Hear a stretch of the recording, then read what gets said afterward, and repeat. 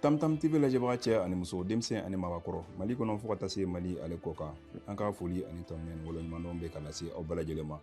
Bi ye alamisa ye juin kalo tile 25 san 2026 an ka bi kunnafoni bakurubaw bɛ tali kɛ min na o de filɛ nin ye an ka jamana ɲɛmaa Général d'Armée Assimi Goïta ka kɛɲɛ ni ale ka san 5 kɔni ye Mali ale ɲɛmaaya la. Halisa an ka jamana minisiri kɔni bɛ fɛn min ye darajɛra an ka jamana kɔnɔ ka se ka ɲɛfɔli kɛ maaw ye baara kumaba minnu kɛra an ka jamana kɔnɔ o dɔ kɛra CESIL kɔnɔ an b'o ɲɛfɔli kɛ aw ye.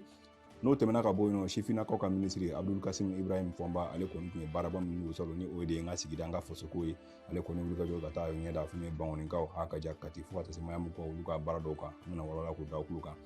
N'o tɛmɛna ka bɔ yen ka bi kunnafoni ale kuncɛ fɛn min ye farikolo ɲɛnajɛ an b'an sɛnɛ ka taa ale kɛnɛ kan an b'a ladɔnna k'a fɔ bi ko Mali ale kɔni bɛna o championnat dɔ boloda an ka jamana kɔnɔ n'o bɛna kɛ juin kalo tile 28 ka taa bila fɛn min ye juillet kalo la an b'a ladɔnna k'a fɔ fɛn min ye jamana wɔɔrɔ ko o sen bɛna don farikolo ɲɛnajɛ ale kɛnɛ kan an ka jamana yɛrɛ ale kɔnɔna na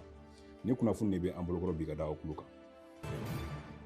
Kunnafoni dayɛlɛla i n'a fɔ an ye a fɔ a ye cogo min na an b'a ladɔnna k'a fɔ an ka jamana ɲɛmaa Général d'Armée Assimi Goïta juin kalo tile 7 san 2021 juin kalo san 2026 ale ye san 5 sɔrɔ Mali ale ɲɛmaaya la o hukumu kɔnɔna sa ka se ka ɲɛfɔli kɛ jamana kɔnɔdenw ye baara min kɛra an ka jamana kɔnɔ jamana ɲɛmɔgɔ Général d'Armée Assimi Goïta ale fɛ jamana minisiri kɔni ye fɛn min darajɛ dɔ kɛ CICB ale kɔnɔ a kɛra tarata juin kalo tile 23 san 2026 an b'a ladɔnna k'a fɔ Abdul Kasim Ibrahim Fɔnba fo ka taa se Maram Jara Jɛnɛba Sanogo ani fɛn min an ka fɛn min ye ministre de la communication Alhamdu Alge Eliane fo ka taa se Mamu Dafe ma ko olu kɔni kun bɛ fɛn min ye maaw ɲɛma ka se ka ɲɛfɔli kɛ maaw ye baara belebeleba minnu kɛra olu kɔni ka minisiriso la an b'a ladɔnna k'a fɔ Maram Jara Jɛnɛba Sanogo ale ye fɛn min minisiri min ni a ka kɔɲɛsin du denbaya ani denmisɛnninw ka ko ma a y'a jira k'a fɔ ale ka fɛn min minisiriso la baara caman kɔni kɛra an ka jamana ɲɛmaa Général d'Armée Assimi Goïta ale kɔni fɛ kabini a nana fanga la n'u bɛ tali kɛ fɛn min ye sariya dɔw la minnu n'o taara an ka jamanaw kan ɲɛsin fɛn min ye loi sur le genre ale kɔni an ka jamana kɔnɔ ni o de ye fɛn min musolakaw olu ka hakɛw bɛ se ka défend cogo min na an ka jamana yɛrɛ ale kɔnɔna na an b'a ladɔnna k'a fɔ Abdul Kasim Ibrahim Fɔnba ale ye sɔnni sigi fɛn min kan o de ye baaraba minnu kɛra an ka jamana kɔnɔ n'u bɛ tali kɛ jamana ɲɛmaa Général d'Armée Assimi Goïta a ye baaraba minnu kɛ an ka jamana kan ɲɛsin an ka fɛn min ye ndolanci kɛnɛw ka se ka olu kɔni bayɛlɛma an ka jamana kɔnɔ ka ɲɛda kura d'olu ma ani fana fɛn min ye CNJ ɲɛda kura dira ale ma an ka jamana kɔnɔ fo ka taa se états généraux de la jeunesse ko o kɛra an ka jamana kɔnɔ ani fana fɛn min ye AES maaw ka farikolo ɲɛnajɛ ko o kɛra an ka jamana kɔnɔ fo ka taa se taekwondo ale championnat ma Mali ale kɔnɔna na kɔrɔba yɛrɛ k'a fɔ Mali kɔni farikolo ɲɛnajɛ ko nasira fɛ san 5 kɔnɔna na ko baara caman o kɛra ale kɔnɔna na Mamu Dafe ni o ye minisiri ye min ni ɲɛsin o fɛn min seko ani ni dɔnko ma an ka jamana kɔnɔ ale fana ye foli ta ka ɲɛsin an ka jamana ɲɛmaa Général d'Armée Assimi Goïta ale ma a y'a jira k'a fɔ fɛn min ye san 2025 min n'o sugandira an ka jamana ɲɛmaa fɛ o ko fɛn min seko ale ni dɔnko sa an ka jamana kɔnɔ ko baara caman kɔni kɛra ale kɔni minisiriso sɔgɔ la an b'a ladɔnna k'a fɔ ko wulikajɔ caman kɛra ka se ka denmisɛnninnakaw Hakaja ka se ka Mali kɔni ɲɛfɔ u ye Hakaja Malikura ko minnu bɛ sen an ka jamana kɔnɔ denmisɛnninnakaw olu bɛ se ka o faamu cogo min na jamana yɛrɛ ale kɔnɔna na seko ale ni dɔnko ta fanfɛ ko baara belebeleba o kɔni kɛra jamana ɲɛmaa Général d'Armée Assimi Goïta ale fɛ wa kɛnɛbaw fana caman yɛlɛmana an ka jamana kɔnɔ ka u tɔgɔ da an ka maabaw la jamana yɛrɛ ale kɔnɔna san 2025 waatiw la an b'a ladɔnna k'a fɔ Alhamdu Alge Eliane ni ale ministre de la communication ye ale fana ye sɔnni sigi baara belebeleba min n'olu kɔni kɛra an ka jamana ɲɛmaa Général d'Armée Assimi Goïta ale fɛ kabini a nana fanga la fɛn min ye kunnafoni di ko Hakaja kunnafoni ko nasira fɛ walasa fɛn min ye jamana cakɛdaw olu kɔni bɛ se ka kɛ fɛn min ye modernisation ye cogo min na an ka jamana yɛrɛ ale kɔnɔna na a ye ɲɛfɔli caman kɛ maaw ye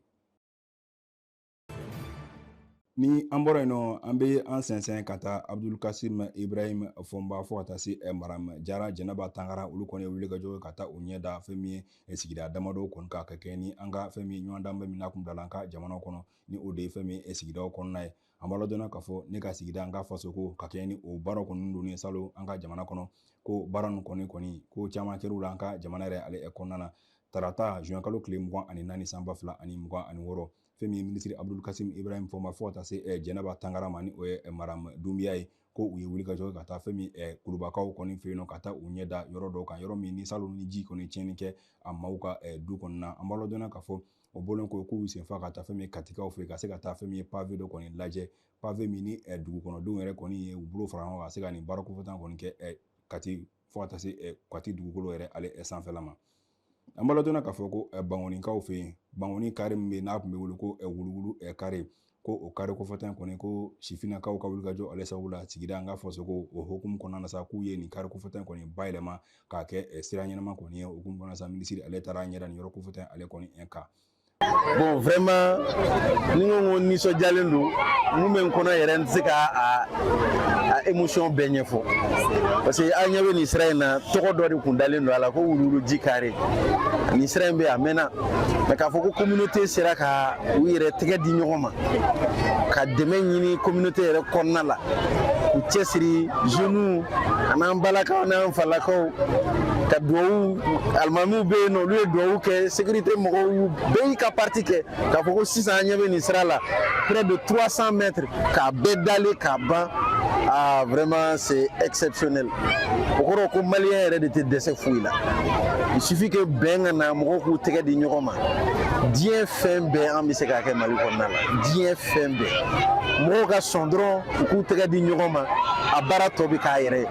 Boni ni nu fora folo moko ba foka tiseka ke. Ambalo dona ka fo mayambu ka olufeno femi janegela ka keni femi club bado ale koni femi kanivo bado koni seni femi janegela ale koni konasa ko ministre ale na ka délégation bay kon taru nyara ni roko foten ka wala sa femi samia ni ambola ji ko mi se ka boli abulto nyana tumna kasara kana ke ni roko foten ale e konnana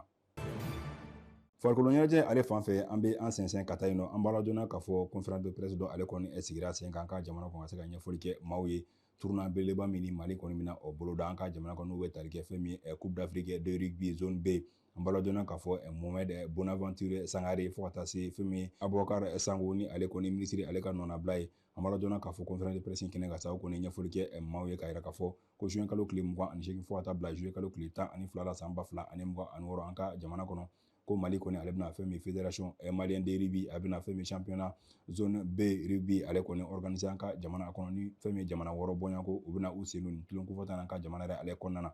an b'a dɔn k'a fɔ Benin fo ka taa se Togo Niger La Guinée fo ka taa se Libye olu kɔni ma k'olu de sen bɛna ye nin tulon kofɔta in na an ka jamana yɛrɛ ale kɔnɔna na. Mun ɲini an ka population fɛ o ye ka jama wele u kana ka